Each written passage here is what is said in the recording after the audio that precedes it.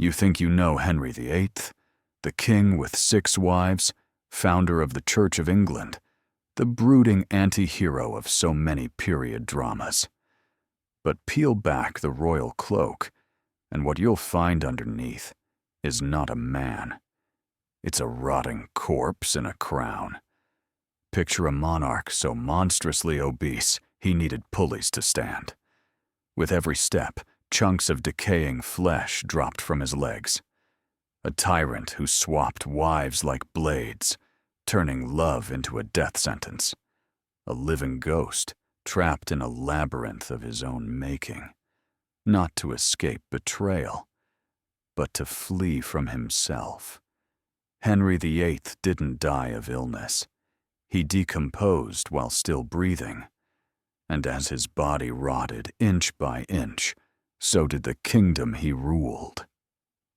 Welcome to the darkest chapter of the British monarchy, where the throne stinks of pus, blood, and madness crowned in gold.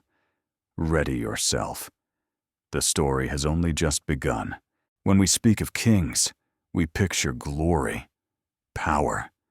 At the very least, a man standing tall beneath the vaulted ceilings of his great hall.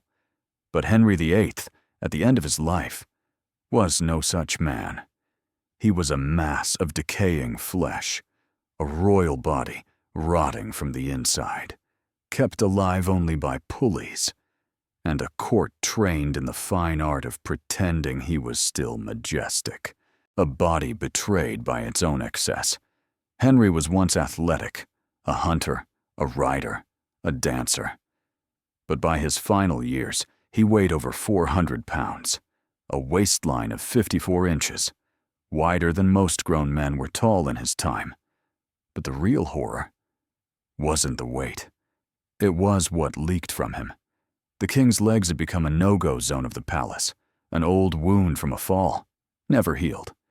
It had turned into a deep, oozing ulcer, rotting flesh, pus, draining hour by hour. Courtiers held scented cloths to their faces. Servants drew lots to see who would win the right to dress the king, a duty more punishment than privilege. His body and his throne were both falling apart. The only difference, the throne didn't stink. A corpse that breathed. Records say the smell from Henry's wounds traveled across entire wings of the palace. One time, he tried to stand on his own, and the skin on his abdomen tore open. They wrapped him in linen soaked in perfume, but the odor bled through everything, just like the truth, piercing through royal ceremony. Today, doctors suspect Henry had Cushing's syndrome, chronic sepsis, and nerve damage from that 1536 fall. That moment didn't just injure the king. It turned him from a strong, youthful ruler into a walking corpse, consuming himself from the inside out. And then he died, but refused to rest. When Henry finally expired, his body was already preparing for a final act of rebellion. They wrapped the corpse in lead, placed it in a reinforced coffin, tried to seal away the rot. But nothing could stop the gases of decomposition from swelling his insides like a balloon from hell. And so, on the solemn road to Windsor, the coffin exploded. Lead cracked, rot burst, chunks of royal flesh splattered inside the hearse. And on the dirt road behind them, stray dogs were seen licking at the blood, a fitting end to a life built on rot. The man who once called himself God's representative on earth became lunch for dogs. Henry VIII was no great king. He was living proof that power doesn't make you immortal. It only lets you rot, more slowly, wrapped in velvet and the scent of death. Are you ready for part 2, when love itself becomes a death sentence? Let's begin. There's a simple truth that history has carefully wrapped in silk. The women who loved Henry VIII rarely lived to tell the tale. But death wasn't the worst part. Worse, they had to love him first. Anne Boleyn, from crown to execution block, scripted by a mad king. Anne wasn't just a queen. She was a spark, the woman who drove Henry to break with Rome. But that spark was snuffed out by a storm of paranoia. He accused Anne of adultery and incest with her own brother. The evidence, a musician's confession, extracted through torture.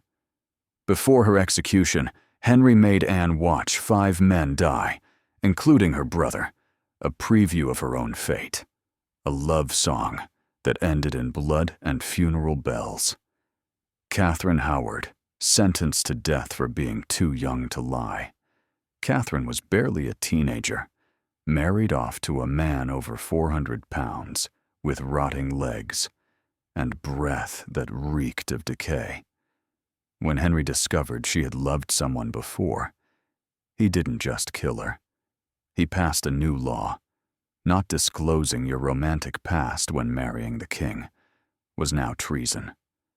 A law written solely to legalize an old man's jealousy. When a king rewrites the law to ease his broken heart, an entire kingdom must break with him.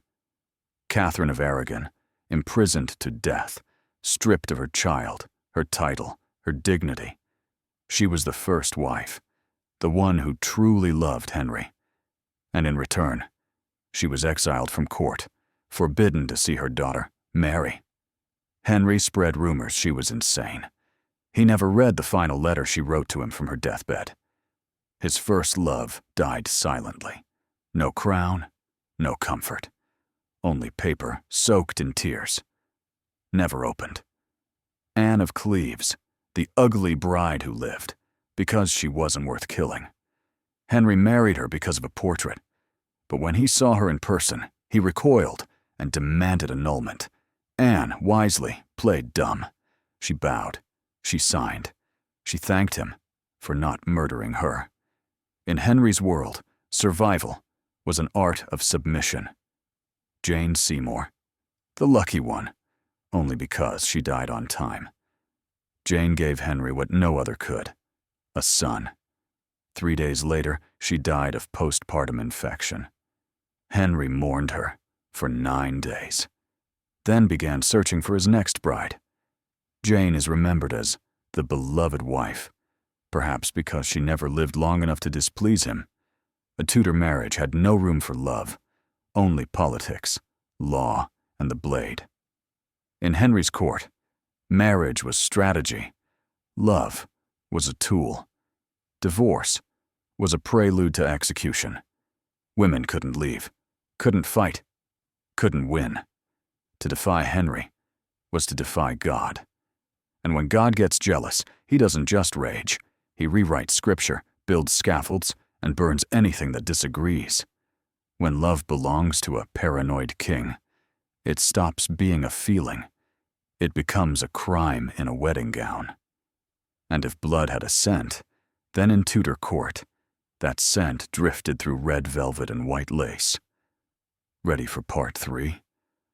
Where every meal becomes an execution, and Henry eats like he's tearing the world apart. The crown and the stomach. When Henry VIII ate like a curse. If a soul could rot, then Henry VIII devoured what little was left of his. He didn't eat to live. He ate to prove he was divine. And God, obviously, doesn't worry about cholesterol. 5,000 calories a day, on a light day. Henry didn't eat like a man. He ate like he was setting fire to a treasury, just to fill the pit inside him. A typical meal might include a whole roasted pig, a few swans, a basket of oysters, 3 roast chickens, 4 types of fish, sugar-glazed pastries, and wine flowing like a river of denial. 200 cooks, 800 dishes, prepared daily. All to satisfy the ever-changing cravings of a man whose tongue had gone numb from illness and gluttony. This wasn't a feast, it was a ritual sacrifice, and Henry played both God and demon, devouring his own offerings. Superstition on a silver platter, food as spell work. Henry believed eating swan would make him more graceful, eating venison would make him a better hunter. Oysters would help him keep his wives interested. So he chewed through his meals like casting incantations, tearing apart animals as if trying to rebuild his decaying flesh, bite by bloody bite. But no creature could save a man who was already feeding on his own soul. Meals as poison trials, where hunger bowed to fear. Henry never touched a dish without layers of poison testing. 3 separate tasters, a 30-minute delay before eating, guards in the kitchens, round the clock. Even salt and water were tested individually. If a fly touched his plate, the entire feast was canceled. Every meal was a ritual. Every dish, a potential death sentence waiting to detonate on the royal tongue. The belly became a prison.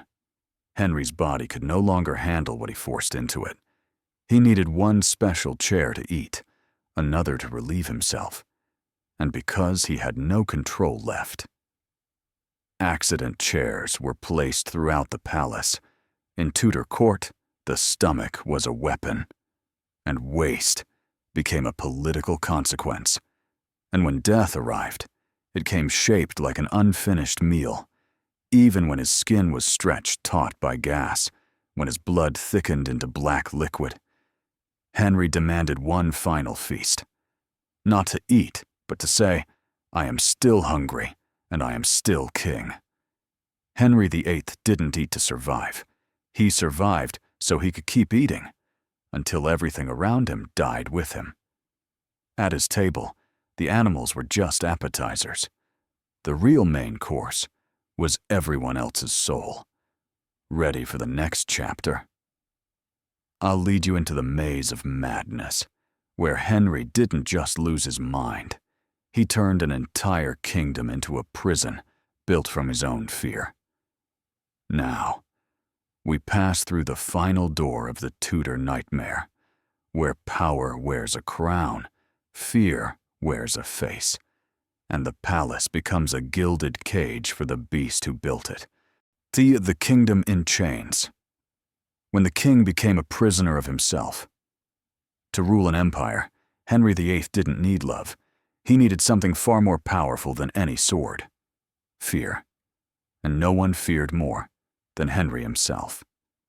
Henry slept with a crossbow in hand and daggers under his pillow. By the end, Henry's sleep was no longer peaceful.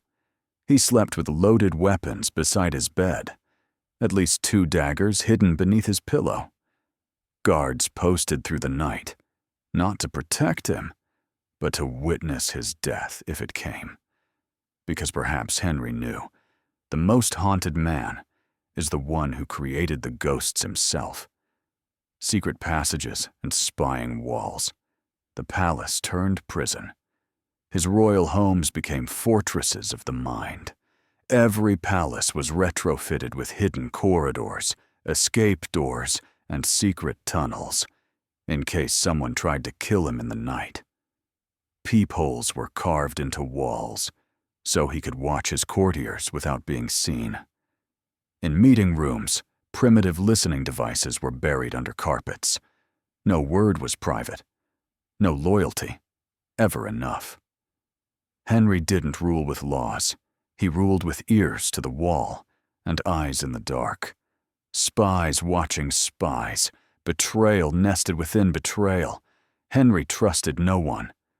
So he created an entire web of spies, just to monitor his other spies. Every whisper could be treason.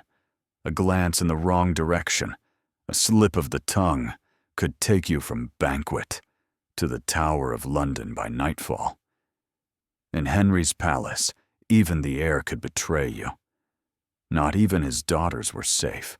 No one, not even blood, was spared. Princess Mary and Princess Elizabeth were watched constantly by spies, handpicked by their father. Henry believed they were plotting against him, even though they were just young girls, trapped in golden cages. Father, king, protector. In Henry, all three roles were devoured by his obsession with power. Death came for crimes not yet committed. Henry acted like a vengeful god, needing no evidence, only suspicion. One man was executed because Henry dreamed he'd been betrayed. Another died because someone whispered, "He doesn't seem loyal." The royal court became a theater of panic. Everyone watched everyone else. Betrayal became currency. Survival, a performance. Because in this world, today you witness, tomorrow you lose your head. Henry turned a kingdom into a mirror of his own madness. Under his rule, power wasn't leadership. It became a vast golden cage, and the first prisoner inside it was the king himself. When a king fears everyone around him, and makes everyone fear each other, the court is no longer a place of rule. It becomes an asylum, lined with velvet and painted with coats of arms. You've seen the rotting flesh, the tortured love, the hunger without end, and the paranoia that poisoned the throne. Now, one last chapter remains. Death, and the chaos it left behind. Are you ready? We're about to bury the king, but even the coffin lid couldn't hold him in. Of course not. We now descend into the final stench-soaked act, where death did not free Henry VIII. It simply opened the door to his last horror, a dynasty in decay, a body that burst, and a legacy that reeked all the way to hell. Death was no escape. When Henry VIII kept rotting, even in legend, they say death is the end. But for Henry VIII, it was simply the final act in a tragedy of decay. And like every chapter of his life, it arrived in the stench of blood, pus, and dread. Too large to die, too rotten to rest. By the end, Henry VIII could no longer walk. They moved him with a custom-built chair, pulleys, wheels, and a man behind to push. But what he really needed was someone to walk behind and wipe up the flesh falling off his legs. His ulcers had grown so deep, the rotted meat peeled from his body with every step. They say each footfall left a glistening smear of royal decay along the marble halls of the palace. At death, his body swelled like a sack of rot. When Henry drew his final breath, what remained was barely human, bloated, ulcered, oozing from below, his organs already decomposing from the inside out. His own physicians refused to confirm his death for hours, not out of reverence, but because the stench made them recoil in fear of infection. A king so powerful, and yet no one dared approach his corpse. Then came the explosion, quite literally. They wrapped his body in lead, sealed it in the strongest coffin they could build. But the king's corpse had other plans. On the road from London to Windsor, the gases inside him swelled until the coffin burst. The lead split open. The bloated flesh ruptured like an overstuffed meat pie. Chunks of royal body scattered through the funeral carriage, the stench so overwhelming they had to stop, to scrub bits of Henry off the wood and the road. And yet, the tale gets worse. Strayed dogs licking the king's remains off the highway. Legend says the wild dogs followed the smell. As blood and fluid leaked from the cracked coffin, they dripped onto the road behind. People claimed to see dogs lapping up the traces of Henry VIII from the king's procession route. The once mighty ruler of England, reduced to lunch for the hungry and forgotten. No curse is as cruel as reality. Even the grave could not keep him still. They buried him in an oversized tomb. his body too large for the standard grave. But the earth kept sinking, unable to bear the weight of the lead and the decomposition beneath. Years later, people claimed they could still hear groans and smell death rising from the site. Some said it was Henry's soul, trapped and restless. Historians were less poetic, likely the gases of a half-rotted corpse that no one dared disturb, a festering death for a poisoned rain. Henry VIII died as he'd lived, bloated, rotting, surrounded by fear. And when the earth closed over him, it didn't bury everything. It could not bury the terror he carved into the hearts of his wives and children, the absurd laws he created out of jealousy and delusion, the meals, the nightmares, the smell of death, and the lives lost beneath his crown. Henry's legacy does not rest in holy books, nor in English law, nor in the church he built. It rests in one simple, brutal truth. A man can rot, piece by piece, and still sit on the throne through every step of his decay. So the next time you admire a shining crown, look beneath the velvet. It may not be royalty seated there, but a speaking corpse, still not done decomposing. The final echo from the Tudor tomb. Henry VIII did not die in glory. He sank, like an open wound in history, unhealed, unforgotten. He became the living proof of a truth every throne fears.